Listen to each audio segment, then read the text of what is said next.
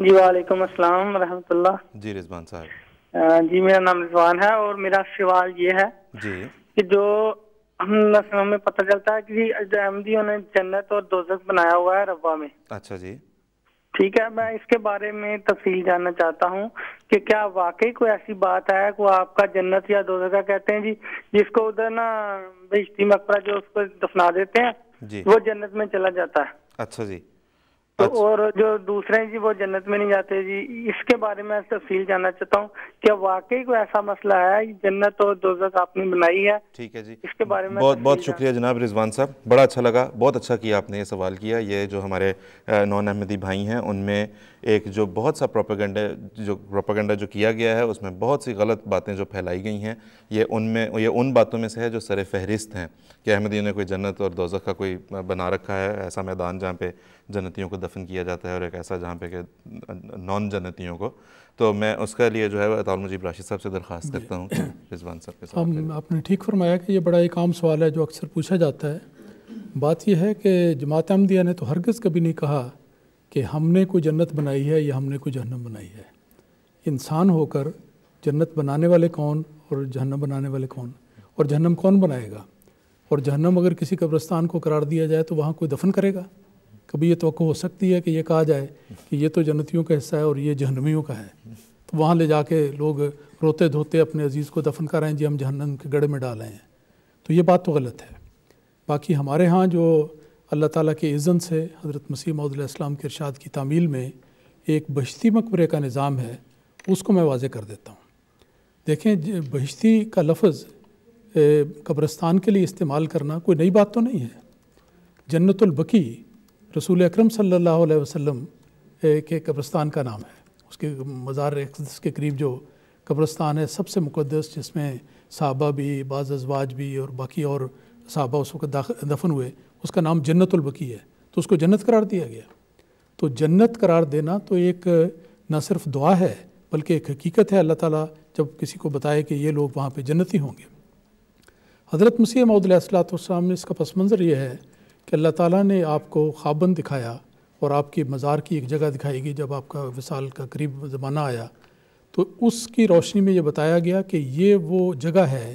جہاں پر جنتی لوگوں کی قبریں ہوں گی۔ تو ایک تو یہ وعدہ ہے۔ پھر دیکھیں کہ جنت کا وعدہ جو ہے یہ بھی قابل غور ہے کہ سب سے پہلے اگر ہم غور کریں تو قرآن مجید میں ہمیں نظر آتا ہے۔ قرآن مجید کی ایک آیت میرے ذہن میں اس وقت آ رہی ہے جس میں اللہ تعالیٰ نے فرمایا ان اللہ اشتری من المؤمنین انفسہم واموالہم بان لہم الجنہ، کہ اللہ تعالیٰ نے مومنوں سے ان کے نفوس اور ان کے اموال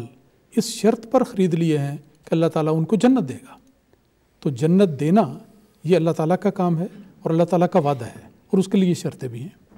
پھر اسی طرح آنے والے موعود کے لیے، امام مہدی کے لیے یہ بھی حدیث میں ایک ذکر آتا ہے کہ وہ یحدثہم بدرجاتہم فی الجنہ، کہ وہ اپنے ماننے والوں کو ان کے جنت کے درجات کی نشاندہی بھی کرے گا۔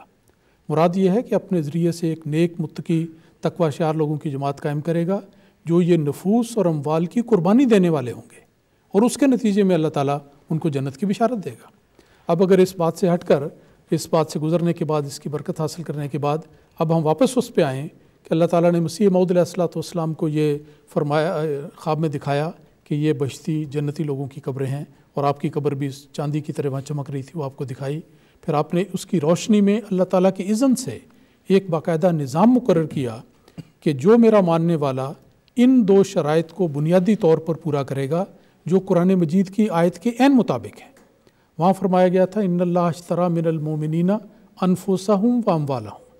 تو آپ نے یہ شرط رکھی کہ سب سے پہلے نیکی اور تقوی اور خدا ترسی میں غیر معمولی طور پر آگے بڑھنے والا، دین کی ساری شرائط کو پورا کرنے والا اور عبادات کے سارے معیاروں کو پورا کرنے والا، تو نیکی اور تقوی کے لحاظ سے جو اعلیٰ معیار پہ قائم ہو وہ شخص اس نظام میں شامل ہوگا۔ دوسری نشانی آپ نے اموال کے حوالے سے یہ بیان فرمائی کہ وہ غیر معمولی طور پر قربانی کرنے والا ہوگا، راہ خدا میں مال خرچ کرنے والا ہوگا۔ عام ایک احمدی کے لیے تو 1/16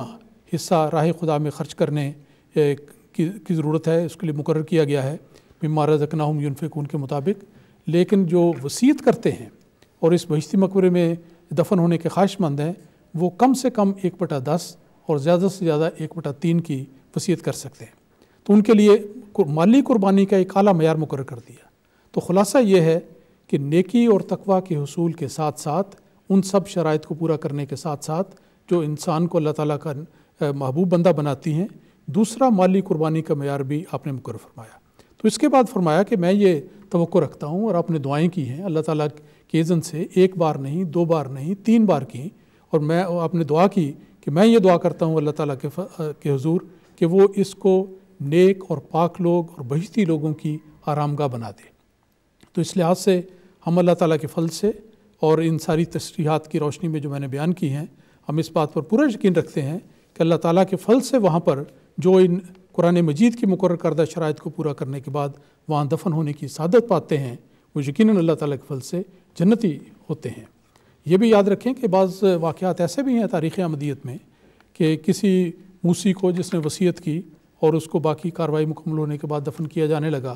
تو آخری مرحلے پر کوئی ایسا امر سامنے آیا جس کی وجہ سے اس کی تدفین روک دی گئی اور اس کو وہاں دفن نہیں کیا گیا۔ تو اس کا مطلب ہے کہ اللہ تعالیٰ اس نظام کے تقدس کو اس طرح قائم رکھتا ہے کہ منصمین سے بھی کوئی غلطی نہیں ہونے دیتا، اور وہ لوگ جو واقعی عند اللہ اپنی نیکی اور تقویٰ کے اعتبار سے اور مالی قربانیوں کے اعتبار سے جنت میں جانے کے حقدار اپنے آپ کو بنا دیتے ہیں، عند اللہ وہی لوگ بالآخر اس میں دفن ہونے کی سعادت پاتے ہیں۔ تو یہ جواب ہے جو میں عرض کرنا چاہتا ہوں۔ جی ٹھیک ہے جی، بہت بہت شکریہ تعلم جی راشد صاحب۔